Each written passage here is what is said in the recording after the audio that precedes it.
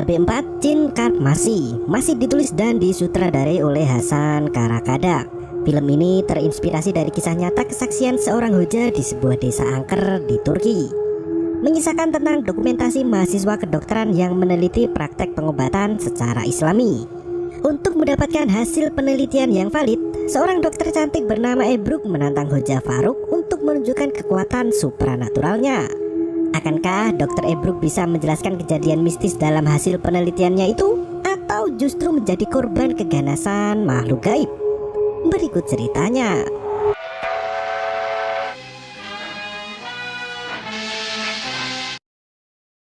Di Thailand ada The Medium. Film ini adalah versi Turkinya.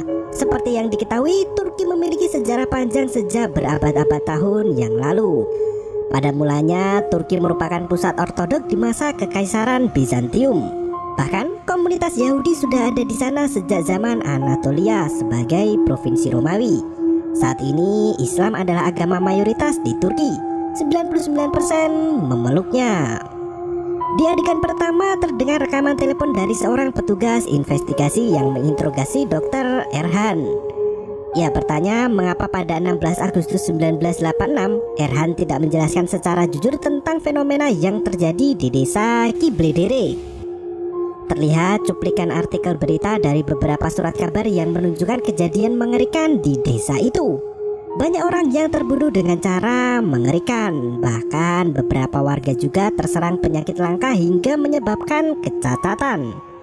Erhan berkata jika apa yang terjadi saat itu tidak bisa dibayangkan oleh orang yang tak pernah mengalaminya secara langsung.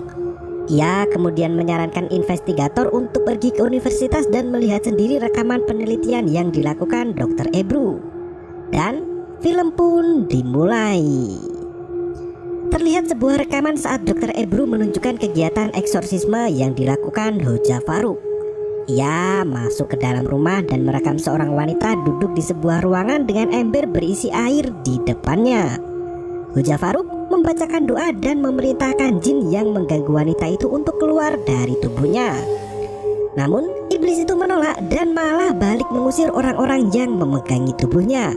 Ia berkata jika iblis tahu dosa-dosa yang manusia lakukan di masa lalu, ia membeberkan perselingkuhan suami tetangganya serta dosa lain yang dilakukan orang-orang di sekelilingnya. Hoja Faruk tak gentar dengan perkataan iblis dan tetap melanjutkan doanya. Iblis itu berteriak semakin kencang dan memuntahkan darah.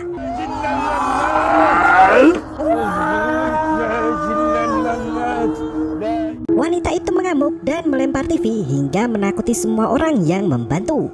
Saat semua orang berlari dan melepaskan genggamannya dari tubuh pasien, wanita itu langsung lari keluar dari rumah itu. Faruk berjalan keluar dan masuk ke dalam rumah orang lain. Di sana terdengar suara pasien Faruk yang masih kesurupan dan menangis terseduh-seduh. Faruk memperingatkan Ebru untuk tidak masuk ke ruangan itu. Namun Ebru tetap mengikutinya sambil terus merekam. Faruk menyelimuti wanita itu dengan sehelai kain. Setelah didoakan, tiba-tiba wanita itu memuntahkan rambut dan potongan daging. Setelah sadar dari kerasukannya, wanita itu menjadi lemas tak berdaya. Faruk memberikan ceramah singkat pada penduduk setempat agar tidak melakukan persekutuan apapun dengan jin. Setelah Hoja Faruk usai memberikan ceramahnya, Ebru tampil di kamera dan mengatakan jika pengobatan malam itu selesai. Keesokan paginya Ebru mendatangi rumah Hoja Faruk. Sang Hoja berkata jika rumahnya itu adalah rumah kuno Yunani peninggalan kakek buyutnya. Ebru terkesima melihat ukiran di rumah itu. Hoja berkata jika kakeknya sendiri yang mengukirnya. Setelah menyapa Ibu Faruk, Ebru masuk ke dalam rumah dan menginstal beberapa kamera di sana. Setelah berbincang dan berbasa-basi sedikit, Ebru mulai mewawancarai subjek penelitiannya itu. Ia menanyakan kabar wanita yang diobati oleh Hoja malam itu. Hoja berkata jika keluarga wanita itu mengabarkan kerabatnya telah sembuh dan tidak diganggu oleh jin lagi. Namun wanita itu menjadi takut mandi dan takut bersih. Sepertinya setelah sembuh dan terlepas dari gangguan iblis, wanita itu menjadi gila. Mendengar hal itu, Ebru menjadi ragu dengan pengobatan yang dilakukan Faruk. Ia berkata, jika wanita itu mungkin mengalami depresi dan seharusnya ditangani oleh seorang psikiater di rumah sakit. Hoja Faruk menegaskan jika beberapa penyakit ada yang bisa ditangani oleh dokter, namun ada juga yang tidak bisa sembuh dengan obat dan alat kedokteran apapun. Faruk menjelaskan jika jin bisa masuk ke dalam tubuh manusia dan membuat kerusakan di organ dalamnya, sehingga orang tersebut akan merasakan kesakitan. Meskipun dari sisi kedokteran tampaknya baik-baik saja. Ia juga menegaskan jika wanita kapan hari yang ia obati itu sudah sering keluar masuk rumah sakit dan tak ada satu dokter pun yang bisa memberikan diagnosa terkait penyakitnya. Ebru kini mulai meragukan dengan apa yang dimuntahkan wanita kerasukan itu. Ia berkata, jika Faruk telah menipunya dan menyembunyikan rambut dan potongan daging itu di saku bajunya, lalu memaksa wanita itu untuk berpura-pura memuntahkannya.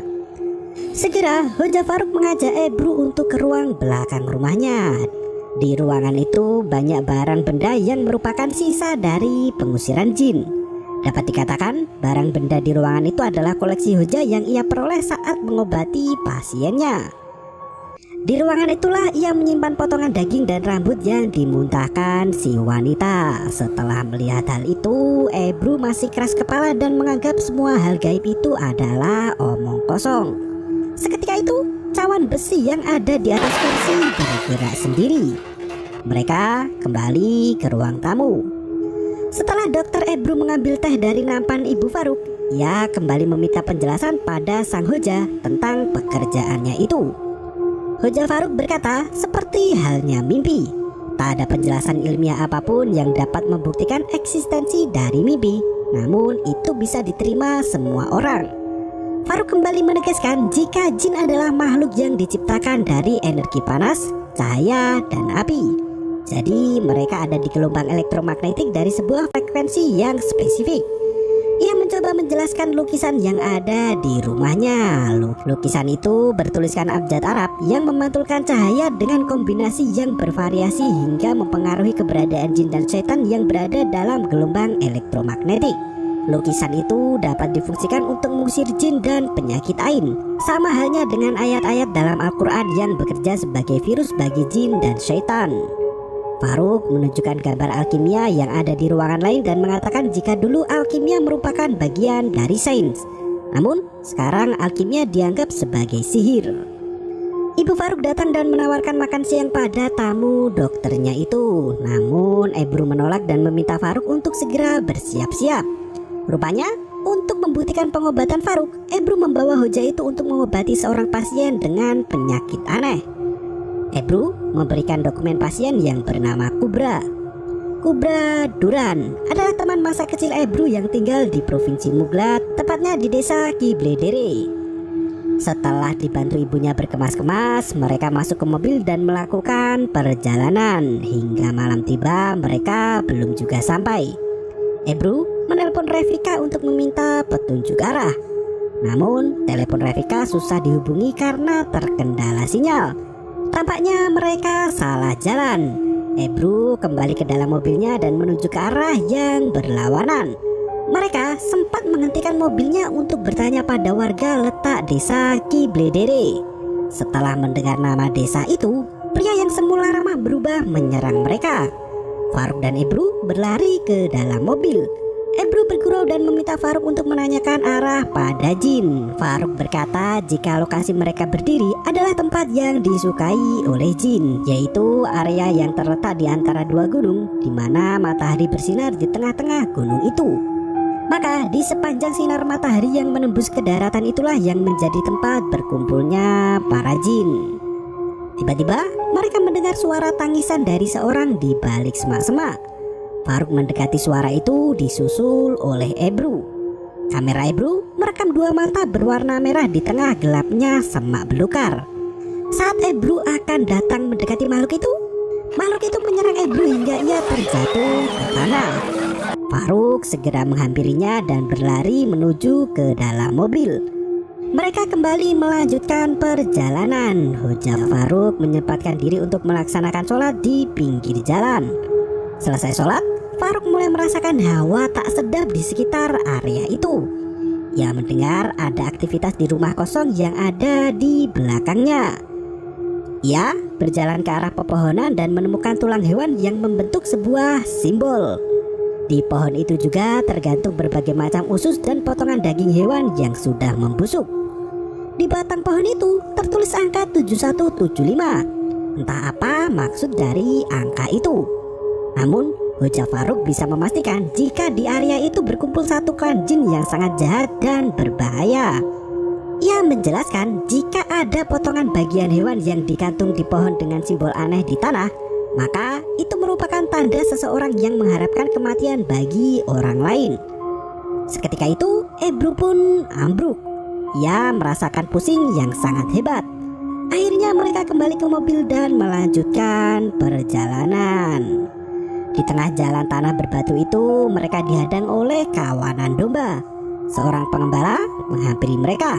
Ebru bertanya letak rumah Kubra Duran anak Pak Bilal Duran. Pria penggembala itu ternyata mengenal Bilal. Ia menunjukkan arah rumah Kubra dan mempersilahkan mereka untuk lewat.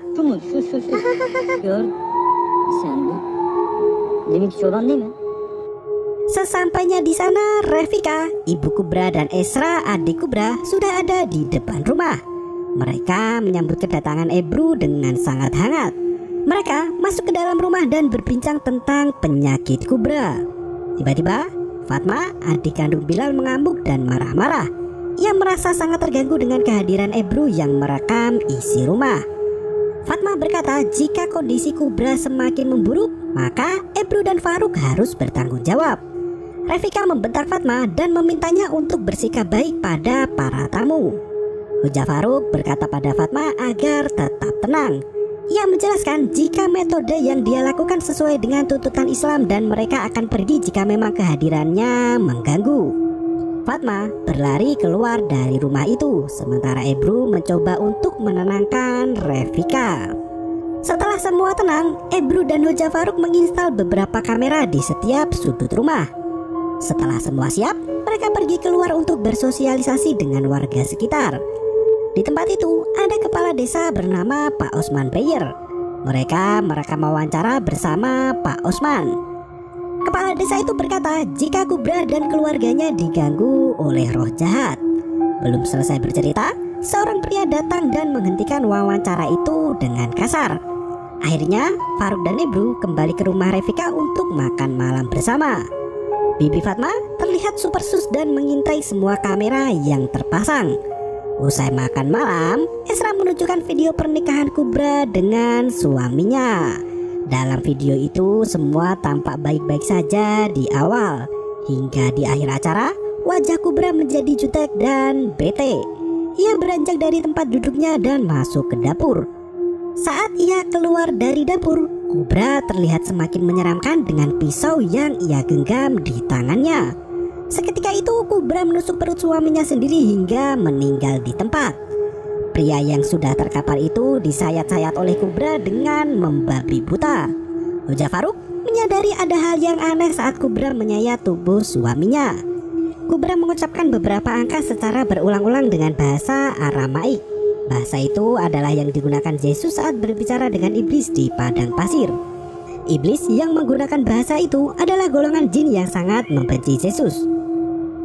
Angka yang diucapkan itu adalah 7175. Ingat 7175, tapi bukan seperti di film The Sister. Angka ini bukan untuk memenangkan kuda lari, namun merupakan simbol iblis. Setelah menunjukkan angka itu ke kamera, Faruk keluar dari rumah. Ia memeriksa kondisi sekitaran rumah itu. Tiba-tiba tampak sosok penampakan wanita berambut panjang yang mengintip dari jendela. Ternyata sosok itu adalah Kubra. Mereka pun segera masuk ke dalam rumah dan bergegas memeriksa kondisi Kubra. Wanita pucat itu menangis saat melihat teman masa kecilnya, Ebru. Mereka berpelukan melepas rindu satu sama lain. Kubra berbincang dengan Ebru dan Faruk di ruang tamu. Terlihat wajah cantik nan polos Kubra menceritakan tentang apa yang ia rasakan selama ini. Kubra selalu melihat peti mati yang di dalamnya sangat dingin. Saat ia melihat peti itu, tubuhnya tak bisa bergerak dan sulit bernafas, seperti ada yang mencekik lehernya. Pada saat kejadian pembunuhan itu, Kubra mengaku mendengar suara wanita yang memaksanya untuk membunuh suaminya sendiri, Edral.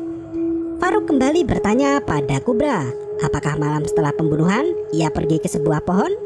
Kubra berkata jika dirinya sering mengalami tidur berjalan, jadi ia sendiri tak ingat dengan apa yang terjadi setelahnya. Selain itu, Kubra juga sering bermimpi dilahirkan kembali menjadi seorang bayi dengan hanya memiliki satu mata. Setelah mewawancarai Kubra, Revika mengajak Ebru dan Faruk untuk melihat baju dan pisau yang digunakan Kubra untuk membunuh suaminya. Revika berkata setelah tragedi pembunuhan itu, polisi datang dan membawa anak gadisnya tersebut. Kubra dimasukkan ke dalam rumah sakit jiwa selama 2 tahun. Melihat pisau yang berlumuran darah, Esra segera meletakkan kembali pisau itu ke dalam peti dan menutup peti itu rapat-rapat. Faruk bertanya, kapan ayah Kubra meninggoy? Revika berkata jika Bilal mati saat melahirkan Kubra. Bilal mengalami serangan jantung dan mengeluarkan busa dari mulutnya. Setelah menceritakan kejadian itu, Revika lemas karena memendam kesedihan. Ebru merawat Revika dan memeriksa tensi darahnya. Revika berkata jika banyak orang yang iri melihat kecantikan anaknya, maka dari itu ia menempelkan hiasan dinding berbentuk mata untuk menghindari penyakit ain. Faruk meminta izin untuk melepas semua jimat itu. Ia berkata jika hiasan berbentuk mata itu adalah makanan lezat bagi jin dan syaitan. Bukannya mengusir, jimat yang merupakan simbol mata setan itu justru mendatangkan mereka ke rumah. Faruk, Ebru, dan Esra segera melucuti jimat mata di seluruh bagian rumah, termasuk juga di dalam kamar Kubra. Bahkan bros yang dikenakan Kubra juga simbol mata setan. Setelah semua terkumpul, Faruk meminta Bibi Fatma untuk membuang jimat itu jauh-jauh. Malam itu semua anggota keluarga berkumpul di kamar Kubra. Faruk sudah siap untuk meruqyah gadis malang itu.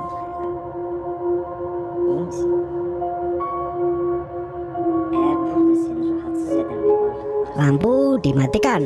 Faruk membacakan doa pada cairan bunga kasturi. Ia meneteskan cairan itu di telapak tangan Kubra dan memintanya untuk menggosokkan kedua telapak tangannya itu. Setelah itu, Kubra diminta untuk menutup matanya dan mendekatkan tangannya ke area wajah, seperti sedang berdoa. Selanjutnya, Faruk meminta Kubra untuk menghirup bau bunga kasturi yang ada di telapak tangannya. Seketika itu, kamar Kubra berguncang. Faruk terus membacakan doa, sedangkan Kubra hanya bisa menangis kesakitan. Kubra mengibaskan tangannya seakan-akan telapak tangannya itu terbakar.